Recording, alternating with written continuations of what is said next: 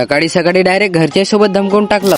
पैसे द्यावं म्हटलं, मला आयफोन घेणं पडते. तोंडावर तर फेकून मारली, उचललीन सर रोशन भैयाला घेऊन चारगावले आलो. इथून आपल्या पावत्या घेतल्या ना वर्ध्याचा रस्ता धरला. आपल्या आनंदवन चौकातून टर्न घेतला ना सरळ हायवेनं लागलो. उडान पुलावरून चढलो आणि खाली उतरलो आणि गाडी सरळ आपल्या आयटीआत आणली. 2 वेळा डॉक्युमेंट नसल्यानं आपल्याला इथून वापस जाणं पडलं. त्यावेळेस सगळे डॉक्युमेंट ओके करून आणले होते. नशीबही सोबत आणलं होतं वाटते. ना गर्दी ना काम बी तुरंत झालं. आयटीआयला केला बाय आणि आपले असिस्टंट लोको पायलटने काढली आपली गाडी. गड्याला म्हटलं आपल्याला फ्रेश होणं पडते.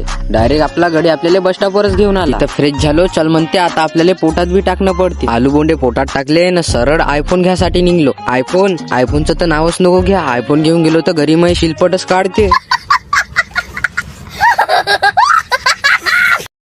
आपल्याला शेतीसाठी बियाणं घेणं होतं म्हणून सरळ कृषी केंद्रात आलो. थैले भरू शॉपिंग केली. मॅप मध्ये लोकेशन टाकलं आणि ह्या गर्दीत अडकलो.